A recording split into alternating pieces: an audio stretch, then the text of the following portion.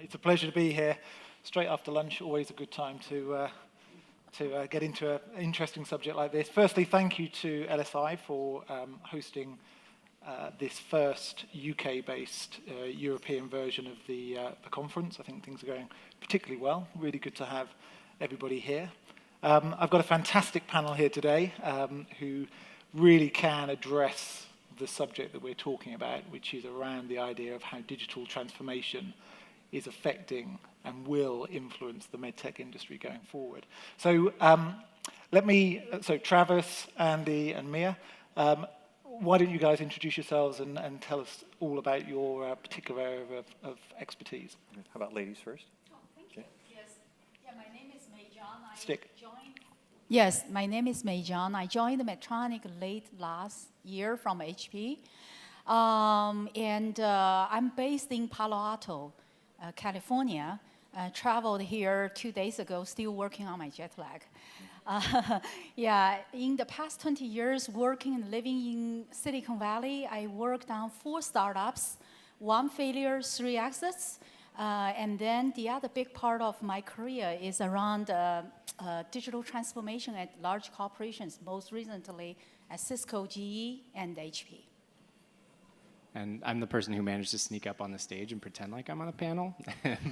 My name is Andy. I'm with Sonder Capital. We're an early stage venture fund. We focus on seed and Series A investments in transformational companies, of which many are digitally enabled in one way or another. My own personal background is a mix of business and engineering, did Stanford's Biodesign Fellowship, and through that got to know the other partners at Sonder. So when we formed up, that's what led me to today. Great. Travis Bond, CEO of Altoida. I've been with the company since January. I joined the company to commercialize what has been a 12-year journey in training basically a smart device to pick up on digital phenotypes of neurodegenerative disease. Great. Well, you're all very welcome. And so let's dig straight in. I mean, the subject matter, digital transformation and its impact on the medtech industry, that's such a wide topic. So maybe if we start with just focusing in a little bit, maybe again, if we start with you, Travis, this time. What are the areas that have really drawn your attention, and what are you seeing? I think, I was in med school and frustrated that I was running all over a hospital looking for different data to piece together to understand, what I didn't understand, but I was going to read up and pretend like I understood. That's part of just the medical journey is I actually created the world's first browser-based electronic medical record. And I think for me, the sort of kind of blind spot that as an entrepreneur I saw is that, this thing called the internet, and in this case it was Internet Explorer 5, was really resonant on everyone's computer. And so from there, it really, I think I saw it as a platform before platform was a word.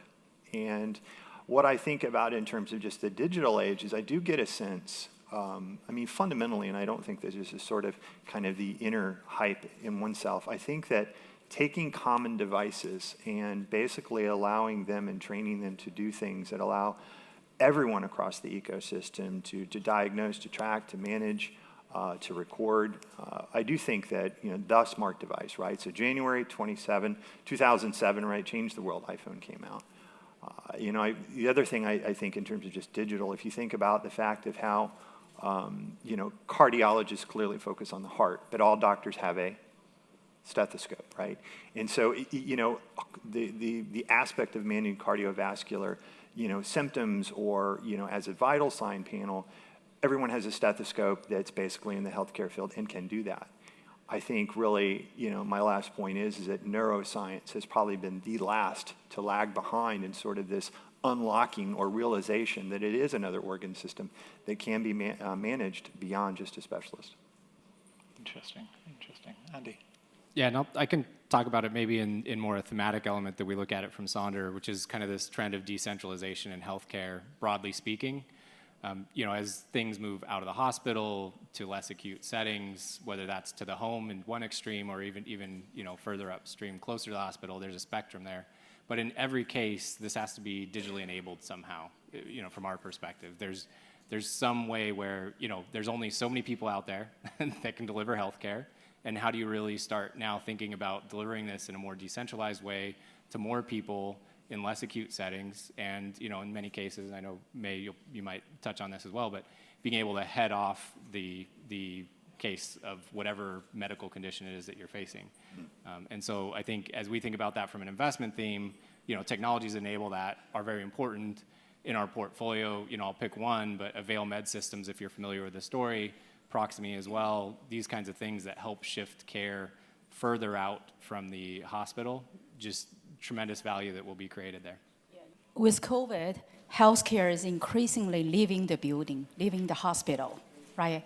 And we receive care now more in community-based, home-based, virtually from anywhere, right? So what is the focus? What's the new job to be done for the digital leaders of the future? I think when technology is mature enough, it becomes secondary. It's really about people. Follow where people are, meet where people are, and meet their needs where they are, right? So that's why we really want to, our biggest focus is human beings, the peoples, right? I just joined the Medtronic 10 months ago, and at Medtronic, our mission comes, we have 6 powerful words, right? Elevate pain, restore health, and extend life. I think with digital, we want to bring in new meaning to this mission. Not only we want to extend life, we want to elevate life. Not only we want to help patients, we want to help seemingly 100%, health people outside hospitals. Fascinating. And so we heard of democratization really in the way that technology was being used, driving that through. And then that idea of pre-diagnosis, that actually you're getting in the way of the condition before it develops too far, I guess particularly with apps like such as yours. So I guess as a next question, with that theme in mind, what are you seeing in your organization or in your portfolio that's really driving that through? Well, I'll go. One of the things I think is just fascinating is that, pharma is not staying in their own little corner anymore. When you talk about sort of digital strategies for clinical trials, they're now not just decentralized, right? And they're in our case, certainly with our current clients, and we're helping to make the next generation drugs. And so, you can use our test, say, 7 times a month. In a normal CNS trial, you would get data points 2 or 3 times a year. I think what is incredible is to watch that each of these pharma companies, quote unquote, have a digital health division. And so when they think about what digital can do, or sort of this hypersensitive technology set can do in the drug development, they're already looking in a commercialization stage. So in many of our clients, it's not only just building the drug, but it's like, how would you activate the consumer in terms of awareness that they have symptoms that would be consistent with the disease that their treatment is diagnosing, as well as the provider. One of the things that we don't think about is, we think about the provider, of course, but in the sense that a provider is, 40 times a day, especially in ambulatory care, they're kind of turning the door and going into the unknown. So what is your chief complaint? And so they kind of have to think about from A to Z. And so the question is that providers or manufacturers of therapies are saying, how can I help the provider to more quickly and accurately determine that they, the patient, have something that our drug can treat? When you think about Alzheimer's and dementia, it's 2.5 to 3 years before you get a diagnosis. And so you think about missing the entire therapeutic window of many of the diseases of the brain, right? I mean, it's just crazy insane. So I do think that what I've seen just as a trend is that pharma is no longer just about the drug, but is it how do you commercialize that therapy across the entire ecosystem while you're actually building the drug? I will even take this further, Travis. I think, instead of waiting for patients to have diagnosed based on their symptoms in the future, I think there was a clear shift from survivor or efficacy of the new drugs or new therapies to previvor as opposed to survivor, right? So how you use this medical, clinical, human intelligence to anticipate and to provide some early diagnosis, early detection, right, as a guidance, so we can potentially, help people to identify, some early signs, not symptoms, earlier in their life. And this will be a game-changing, opportunity for everybody if we can make this happen. Yeah, and I think digital transformation, there's a lot of ways you can take that. It is in some ways broad, and also in some ways not new. 15 years ago, I was working with Genentech to figure out how they can digitally transform the organization, and sure, every day they're still probably talking about that. So I think digital transformation, I see it as a process as opposed to a goal. It's happening, and it will continue to happen in one way or another. And I think it transforms many elements of healthcare. I mean, we talk about integrating it into the device itself, or the device itself being digitally enabled. We talk about things like Avail or other platforms that move care or support the moving of care to other places.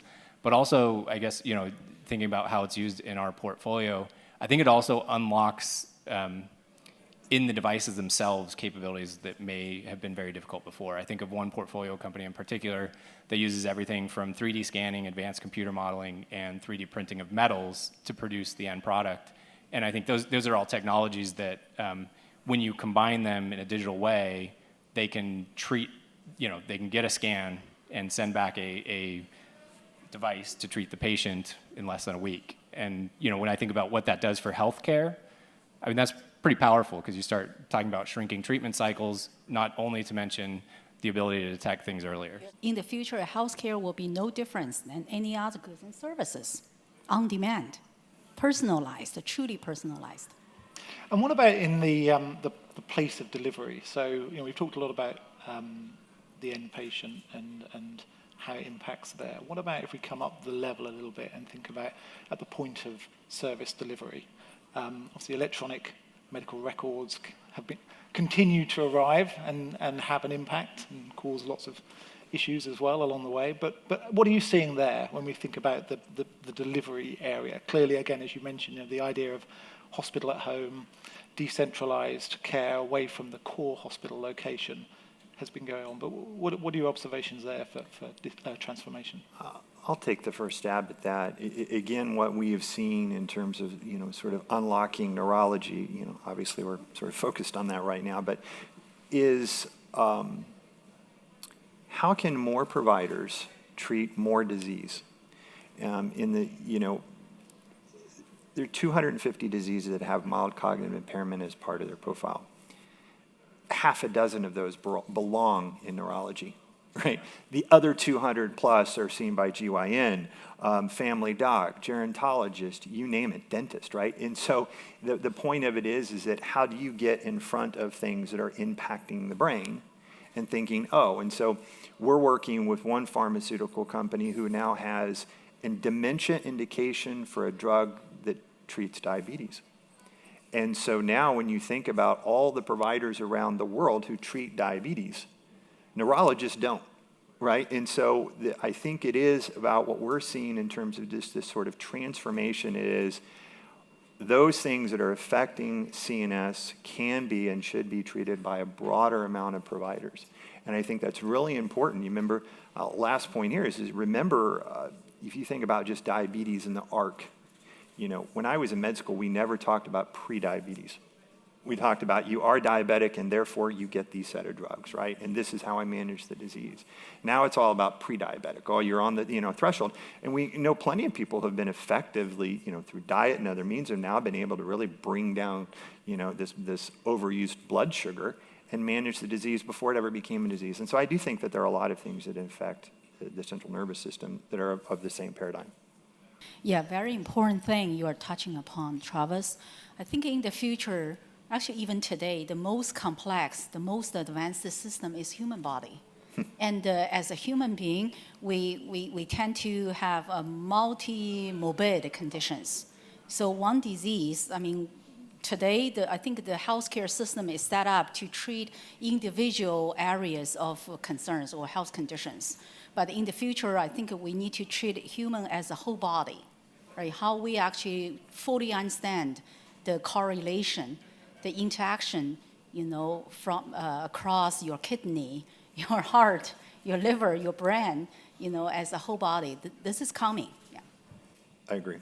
Maybe I can pick up on a thread too that you kind of laid down about how do we enable more providers to treat more patients. And I think, when I think about the more providers part, there's a lot of elements to that, and I think, you know, a big piece of that is really coming back to this theme of democratization of healthcare, and how can you help the skill level of the average physician to be able to do something that maybe they weren't able to do, whether that's procedural or giving them the knowledge of you know, whether that's the diagnosis of a condition or the actual treatment options.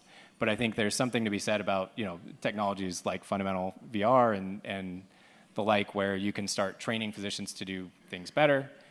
That also extrapolates into the world of surgical robots, and that has been the premise of surgical robots in large part, is you can now have the average physician doing something that maybe only the top few percent could do previously. And so, you know, again, coming back to our portfolio, there's a company that's doing this in a way that, you know, if they get the recipe right, they execute the way we hope they execute, all of a sudden you have an entire new procedure, well, actually existing procedure, but being able to open up to so many more patients than previously could be done, not only because it's expanding technically what the device is able to do, but also because now more providers are going to be able to do that. Yep. Yeah. It's all about democratization, right? I mean, you don't have to just rely on people who have gone through 10 years training in medical school to become a specialist or you know, the best surgeon in the whole world. How can you help other junior, you know, surgeons or experts to actually leapfrog and to leverage the technology to become the expert before you know it?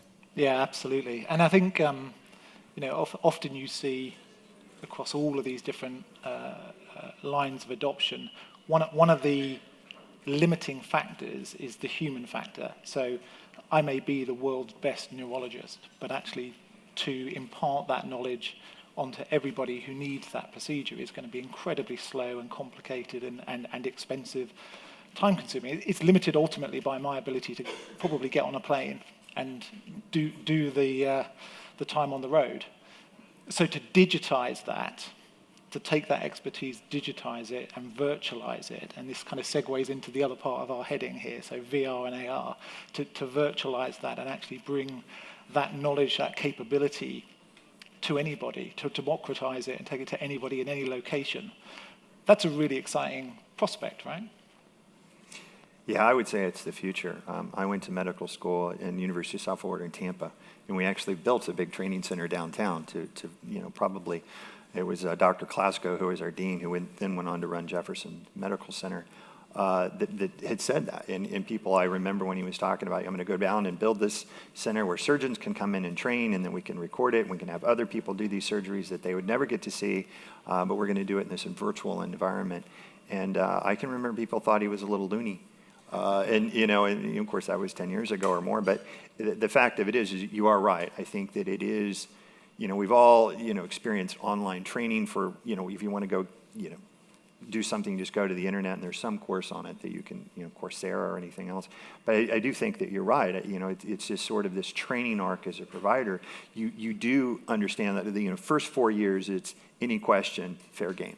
After that, it's like, okay, I can forget about this. I can forget about that. You know, ophthalmology, anything outside the eyes, I don't have to be responsible. Because the wealth of knowledge about the human body cannot truly be art. You can't command it. So I do think that, you know, a thoracic surgeon said, you know, even I'm going to go in this area, but being able to unlock more surgeries for a person who understands the surgical field, understands the instrument, way they do it, and be able to sort of cross-train to an appendectomy or, you know, whatever. I do think that it is important. I would touch on that. I do think that virtual reality is key. Because I do think that we as a sort of population, or, you know, through meta, through gaming, through other things, there's sort of this parallel training of comfort with the technology, right? Not everybody gets a laparoscope, but now everybody gets a pair of VR goggles, right? And so I do think that that is sort of the helping of just sort of comfort of technology as a whole, that I think more people will embrace it. Oh yeah, I can learn new tricks and I'll do it this way. Yeah, I think, I agree 100%. VR and AR, I think, have a significant role to play in healthcare, especially on the training. You know, where we see it today, I feel like most often actually implemented is in the training side of things. You know, putting on my biodesign fellow hat, some of the struggle I've had in some of the instances of VR is what is driving that? I mean, I think there's always the technology push side where we can do something. And so now the question becomes, flipping that on its head, what need are we truly solving? And I think, in this case, we're talking about a need for, improving the training of medical professionals in one way or another. But I think broadly speaking, as we start thinking, what is next, I think it's going to be important, number one, to keep the need in mind. And number two, I think, it is going to take some time for the people side to change. It's something we see all the time. VR is happening. I still haven't really done VR in the way that, I think the next generation is going to be doing VR in the same way that the generation before didn't have smartphones. And so I think, there is going to be a bit of an adoption curve, and it does come back to the people at some point.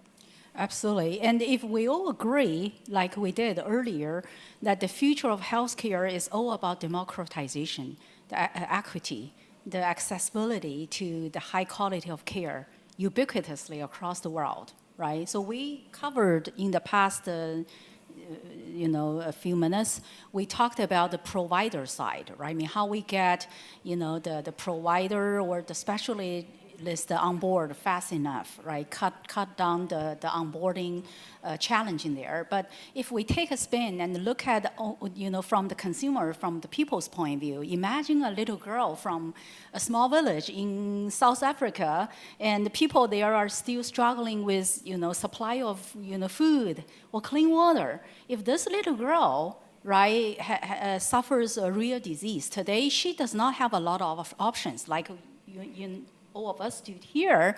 But imagine the future. At Medtronic, we talk about metaverse, VR, AR metaverse, right? And we call it Mediverse, right? Imagine the future we create together with ecosystem partners a virtual male in metaverse. And anybody, as long as you have internet access, Wi-Fi, you can go there and get a second opinion, get a diagnosis online, right? I mean, remotely, wherever where you are. This is actually I think the future end game for healthcare, democratization. Yeah, to make everybody's life easier in our health system, but also ultimately to improve the quality of life for everybody. Can I ask a question actually too? And I'm curious also to hear your perspectives on this. I think one of the areas and this applies to VR, AR, but also I think digitally more broadly. But the question is the business model. I think when we think of how medicine has been operating for decades and decades, and to a large part how the medcaps have thought, or the large cap medtechs have been thinking about, what is a successful product and how to sell it. The business model is oftentimes a question, and would love to hear everybody's perspectives on, what's worked, what hasn't worked. And I know it's a little bit of a tangent on the theme, but it feels very relevant because from an investor's perspective, that does become a big question. I'll go first. I mean, I think certainly, at least in the United States, I mean, healthcare is kind of a coin-operated event, right? I mean, if it doesn't pay, then, then you sort of kind of going around to see who will pay for it, and, there's safety net issues and so forth. I think, procedures, there are quantifiable events of things that can happen that make income predictable, and that's very, very important in healthcare, regardless of where you are. I do think, though, that digitalization has the opportunity to bring down the per unit price, but increase adoption, right? And so then we have the sort of the Walmart, where it's not sell to the classes, but it's sell to the masses, right? And so I do think that, as I think about like how we price our tool, which is very different in Brazil versus, a phase 2 Alzheimer's trial, or the share of wallet is magnificently different, magnificently, by the way. But I think that, the use cases around, like we have an academic partner who is doing a, cognition study post-Ebola recovery. Now, we implemented that remotely. We couldn't get anybody to go to the Congo. That's a joke, but that was part of HR. If you were on a PIP, okay, you're going to do implementation Congo Ebola clinic, and that was a joke for anybody in HR in the room, but we really didn't get it. But point was, we sent 5 iPads that had cellular service, right? And so what May was saying is that you can go to the small villages, you can democratize, and now you can actually have an understanding of critical injury to the brain due to a virus, COVID long haulers, right? And so I do think that digitalization has two challenges. One is you can't open it to the mass, but where do you find your price point when you say that your equivalent to performing a thing was at 1 penny on Amazon servers? I mean, and so, but I do think that, you know, you have to somewhat take a leap of faith in recognizing that it's precision and accuracy and other things, and so volume does, I think, it is an important part to train IA, which is really at the core of many of our digitalization technologies. Yeah, I think it's going to be one of those challenges that is going to be use case specific. But I think digitalization at least gives us the flexibility to price it. Yes, I work for Medtronic today, right? And my colleague actually, Mark Palmer, is sitting in the audience, right? He actually, I want to repeat what he said a couple of days ago. For Apple, they want to sell iPhone to everybody.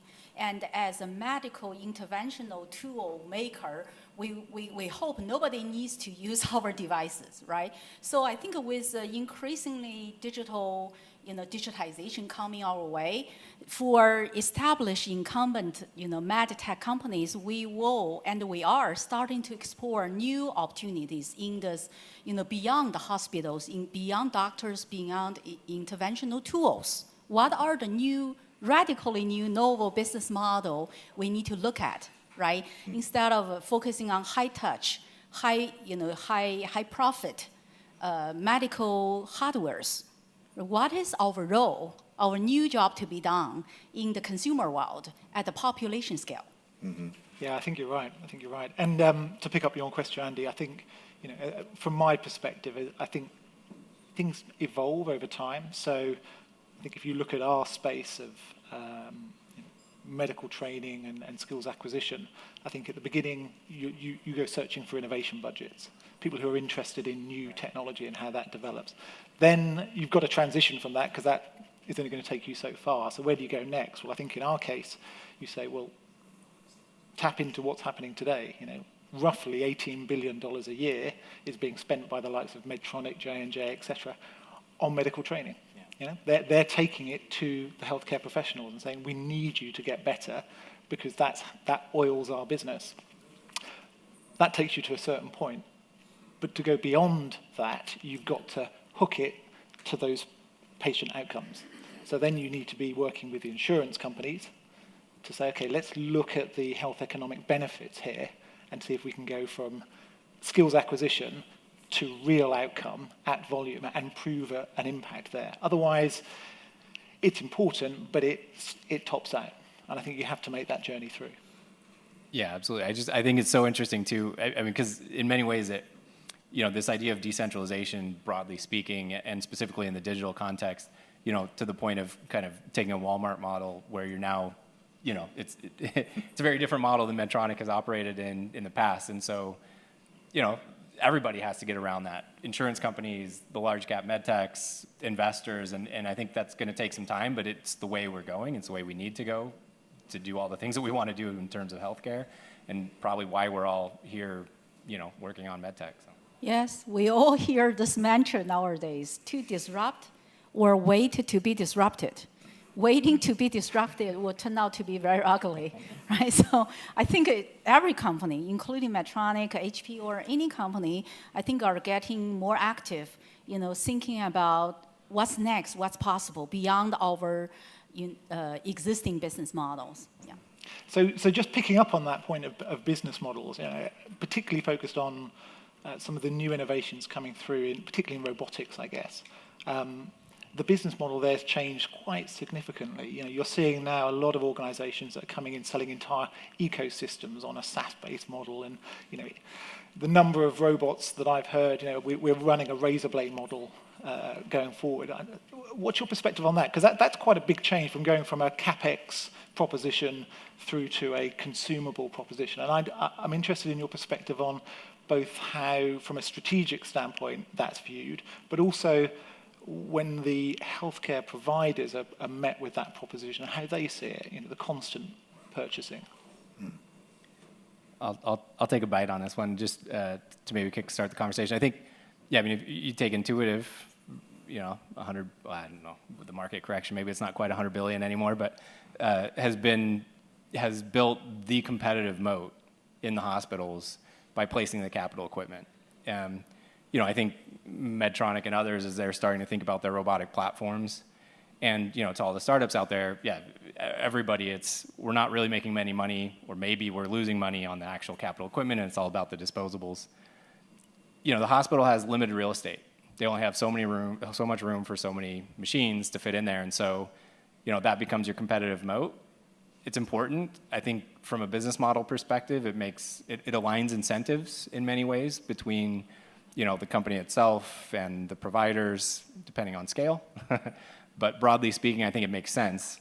The challenge being real estate, and how do you knock out an entrenched incumbent? Again, there's multiple ways to do it, but right now you're going up against Intuitive in large part. I know J&J and Medtronic both have active robotic programs that are out there, and there's a lot of startups. But what value prop do you need to sell to really get it out there? And I don't know, it's an interesting question. But yeah, I think from a business model perspective, makes sense. I mean, that's the way the world seems to be moving. And I know reflection is not necessarily a robot in the way that we think about it. And for those of you that were here last night to hear Antoine talk about reflection medical, it's largely the same kind of sell there. I mean, that's a huge piece of capital equipment. But I can tell you the investors that are invested in reflection see a renewable and recurring revenue stream as a high likelihood there that opens up a lot more potential just from a market cap perspective than what would otherwise be there. Yeah, I think by the end of the day, innovation comes down to one word. It's really culture. How you think differently, how you operate differently, right? And I don't have an answer for you today on the stage. What is the new world we are looking at from Medtronic's point of view? But one thing I know for sure, right? I actually had a blended experience, but in both startup and large corporation environment, right? So I know it's both opportunity and challenge to learn, for small mice and the large elephants to learn how to dance together. It's both challenging but a huge opportunity. If done right, I think we can have the best of both worlds, the creativity, agility, and the global scale. But to do that, particularly for large established incumbent companies, we need to learn how to come up with the right playbook, right? To actually tap into the power of the broader ecosystem and abandon not invented here mentality. Yeah. Picking up a couple of themes that were discussed earlier. So you talked about the metaverse, and the whole area of metaverse has been hyped up a lot over the last few months. So I guess two questions here, and you can pick up on either part of these. One, if the metaverse, or indeed the metaverse, is going to exist, who builds it? And do you own parts of it? First one. And then secondly, and this is the bigger question, and this goes beyond just that, what about data? Everyone talks about data being the oil. Everybody wants, we're a data business. We're not really into whatever it is. It's all about the data. How do we fight to own, or do we own the data? Particularly, again, back to that point of if there was a metaverse and you were looking for seconds, that data exists there. Does anyone own it? Is it handed over to the infrastructure? What are your reflections on that? I don't know that I know. I mean, some clever kid would probably say blockchain. Right. I don't really know. I think it's fascinating. I've dealt with privacy issues for so long. I think it's going to be an interesting problem to deal with. But the irony of that is, when we do think about privacy, more people don't really care about their data. They really care about their health. And so sometimes I think privacy issues have gotten in the way of innovation. Clearly, everybody knows if you open up Facebook or anything else, you've shared everything about yourself. You download TikTok, everything about yourself. So I don't know that about ownership so much. I do think it will be about what is the perceived trade-off. What do I get back? Is it a better experience? Is it a better outcome? Yeah. I'm going to say data is the new gold, since I come from a family of gold miners, but oil works too. I think this is the ultimate question around the data, and it comes back to, in the same way that we're talking about the capital equipment taking up, this real estate. Now the data is funneling through that same piece of capital equipment in many cases, at least in the surgical context.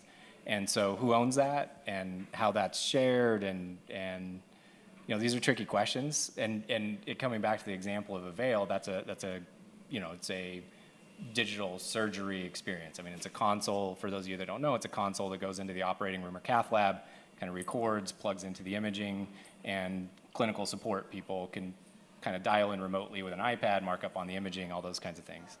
There's going to be a lot of data that goes through there. Would Medtronic be interested in that data? Probably. Would Johnson & Johnson be interested in that data? Probably. Now the issue is, are you a utility where you're kind of, pulling the data in and you can be a broker of that data? Or are you Medtronic and you're owning the data? I think that's maybe a little unresolved question in my mind.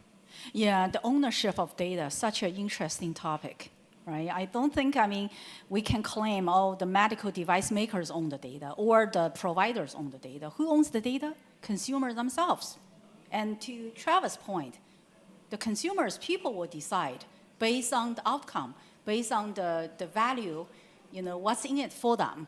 They will make a wise choice, radically different choices in the future based on value creation for them if they actually give up some of their rights in the data ownership. So what do they get in return? And this is an ecosystem question. And we need to look at this from the value chain point of view, right? Who owns different strategic control points, owning the access to the data? But by the end of the day, consumers, people own their own data. Yeah.